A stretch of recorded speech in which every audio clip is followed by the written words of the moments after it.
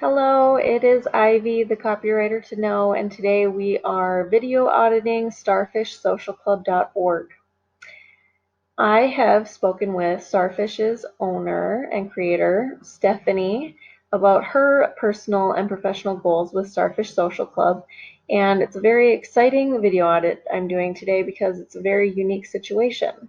So thus far in Starfish's history, it has been an in-person program for unique learners, which are students from pre-K to all the way through high school, and some adults even who struggle or have challenges learning in social settings such as school. They could have behavioral issues, they could have ADHD or various disabilities, or just not fitting in. There's a lot of different reasons why students might have challenges in this area. And this is where Starfish Social Club thrives and has had great success in increasing confidence in these students and improving their ability to learn in these settings. So I obviously am deeply moved by this type of business, and it probably isn't available everywhere. So what we are discussing is how this program might convert into a digital business in part or whole. So it's very unique.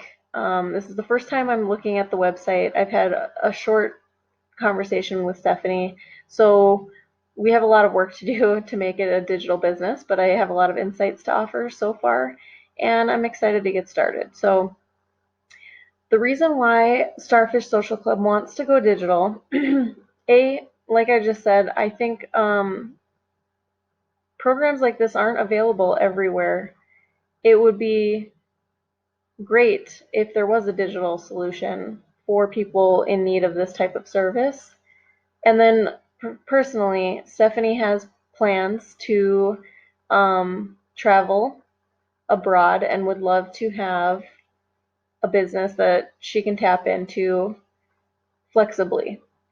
So let's get started on this website audit. We're here on the homepage of Starfish Social Club, and um, honestly, this is a really good website. All the other pages are phenomenal. The homepage is lacking, but what I immediately intuited was that um, a who, what, how, where, when, why would serve this page, so that if someone only had 60 seconds or 5 minutes or 20 minutes to read a page on what Starfish Social Club does, that they're getting all of that information right on the homepage. So the who would be, who are the unique learners? It's not explained thoroughly on the other pages, like who they are. So I think listing out the common disabilities or challenges, or these types of students, who they are, and I think that would immediately um, reach the parents who are finding this page. They're like, oh, well, this is a place for me. What is the Starfish Social Club? What is it that Starfish Social Club provides? That way it's explained that this is in-person and digital solutions for thriving in social settings, blah, blah, blah. You get it. And then I want Starfish Social Club to explain how they achieve the results they do. I did see, throughout the website, I had to, go through all these pages to kind of come up with this overview idea of my own. Obviously, they use yoga in a lot of their programs and games. There's probably other angles and things that I've missed that I'd like to see in this section. Where would be, where are the services available? When would be, when are the services available? That way, right on the homepage, they can discover that there is or isn't in-person programs available now. And of course, there's a digital way that they can get these services and needs met. The why would be why Starfish Social Club. So that would be like a mission statement, which would be valuable for any business to have in the first place. But since Starfish is such a service-based and they're serving a need, a mission statement would be really powerful. That's what I would put on the homepage. I think it would serve very well for like SEO purposes, which I'll speak on a little bit here and there. And overall would just answer a lot of questions that people might have without having to go through all of the pages to find out. So I love the programs. I thought each of these pages explains the programs really, really well. But if we're moving to a digital platform, I think we would change up this menu a little bit. And I'm going to discuss that later so that I can talk about all of it at once. So we're just going to go through each of these pages. And I don't have a lot to say about each of the pages because I thought they did a really good job explaining what it is, how to do it. I loved that they included pictures, and overall I just think these pages do really well. And I wouldn't change a thing. So programs are going to be resuming after quarantine. I'm filming this on April 20th, 2020, so we're in the midst of the coronavirus stuff going on. Programs will resume, likely where the social club is, and in the future, programs will likely exist too. So we're going to keep all these pages.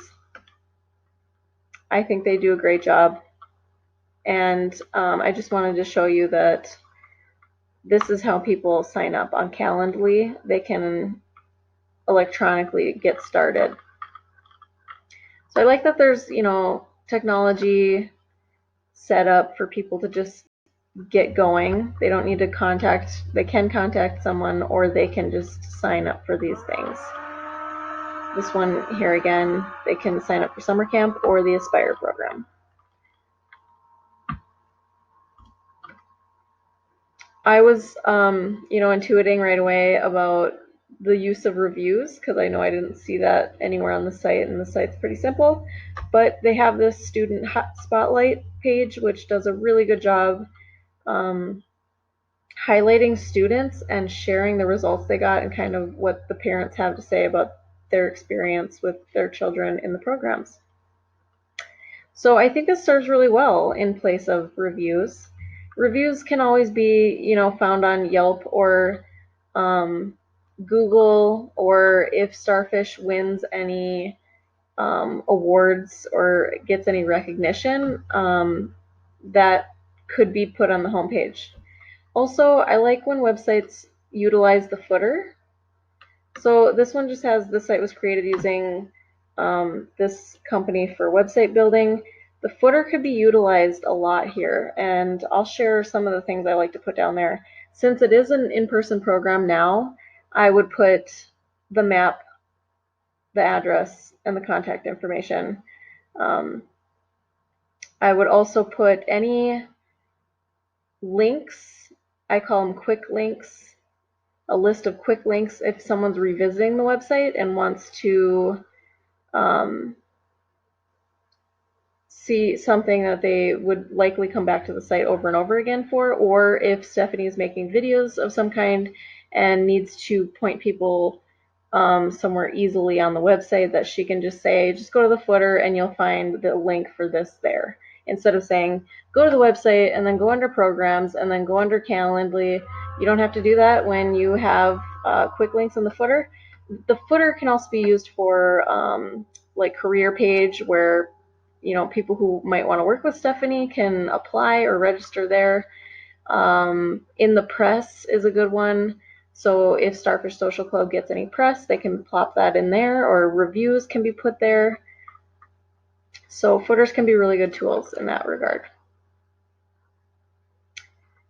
I love the Who We Are page. I think they did phenomenal there, getting to know these people, and I loved that you get to see a picture of them and kind of how they work with the students and what their credentials are. And it's just really fun overall. And this site builds a lot of trust. I love the colors. They're trust building, relaxing colors. I did want to talk about Starfish Social Club's blog, which is non-existent at the moment, I guess. And going digital, the blog is going to need an SEO content strategy. And that's a really powerful tool for marketing to gain organic traffic. So basically free advertising for people searching certain things and then finding Starfish Social Club for these services. So that's something we can discuss more in depth, and one of the services I provide is blog strategy and management and content strategy.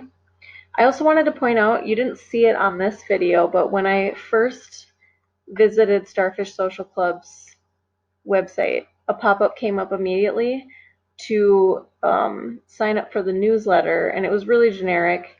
So I kind of didn't like that it popped up immediately because I didn't get any time to kind of be sold on the idea. It just came up immediately. So I would likely say no and then never see it again. So I've never seen the pop-up again. I'd rather have the pop-up show up after I've read, half of the homepage. So that's another reason why it's really important that a lot of people are going to find the homepage before they find any other pages, just because that's how search results are going to lead you there. So you're going to want content on that homepage and then to have the pop-up come up after like 30 seconds or a minute of reading. And then just kind of personalize that newsletter invitation. I like to say keep in touch and then explain what they're going to receive in emails and make it enticing. Often a freebie is a good thing, but I think you could get away with not having a freebie and just saying, we like to email tools, or just list the things that you like to email about. It just says updates about Starfish Social Club, but I don't know what that means, and that's not something I would sign up for. So yeah, that's my spiel on that. I like the contact page. You really can't go wrong just explaining how you are best contacted, like that they are often working directly with students, so email is the best way to contact them. That's fine. And then the challenges page, I didn't fully understand, but they do, and that's okay. So on this page, I would just explain what this page is for, but otherwise I don't mind it. I'm sure your community is tight-knit, and Stephanie and the team knows why these things are here. But now we're going to kind of pivot and talk about how we're going to go digital and how we're going to modify this website to be more inclusive of digital and in-person programs. So the way that I would design it on the site is, I'm going to talk about something a little off that topic for a moment. I met Stephanie in a pop-up challenge called Rise Up Challenge, Rise Up World. And in that group, she was talking about going digital with something small to begin with, something that didn't require her to be so hands-on, and it involved games, which is obviously a huge part of the programs, and I loved the idea. So she was talking about pricing and the games and how she would sell the games, one for this much and 10 for this much or something like that, and I offered my suggestion for the pricing of these programs. So I wanted her to bundle them, 3 for 25, 10 for 60, and they would be delivered in a PDF format or something like that. So all that doesn't totally matter, and I'll discuss that privately with Stephanie. But as far as the website goes, I would put that immediately after the homepage. I would put games. I would put that before the programs because of how hands-off it is. And it is a really valuable tool. It's a way for people to get to know Stephanie and get to know Starfish Social Club's business without too much of a financial or emotional investment.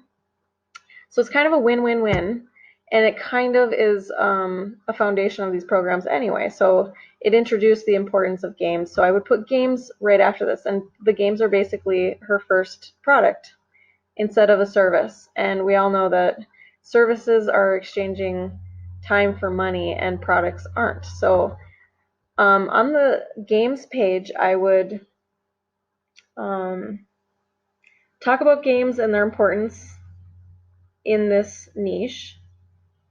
Maybe give one for free and maybe do it in like a video format. And the reason I also like that a lot is because there's no video on this website to begin with.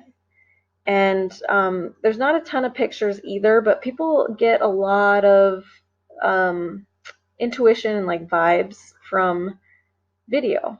They really love video. They feel more connected to people through video. So doing one game for free, teaching parents or professionals that work with these types of people kind of an instruction on how to facilitate a game via a video would be really good. And then, sell it on the page, the games packages. Also, I thought it would be great for her to do, at the bottom of this page, it would say, join our Facebook group where once a week you're invited to a free Zoom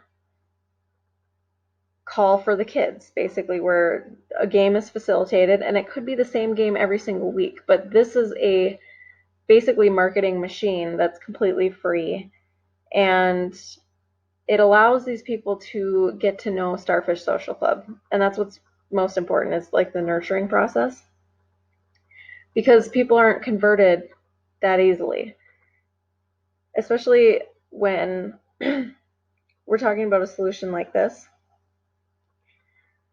So that's what I see for going digital to begin with, because that was her idea for something that she could easily go digital with for the first time.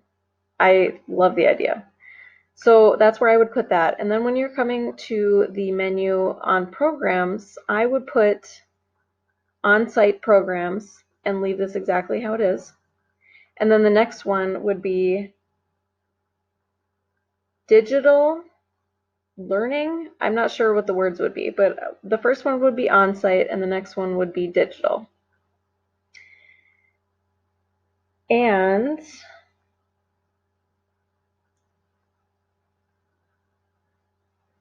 the background info, if we can talk about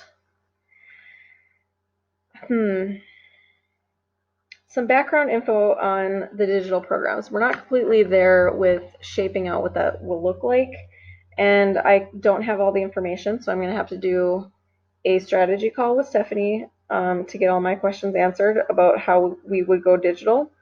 She expressed concern over how doing one-size-fit-all webinars would not be good because she works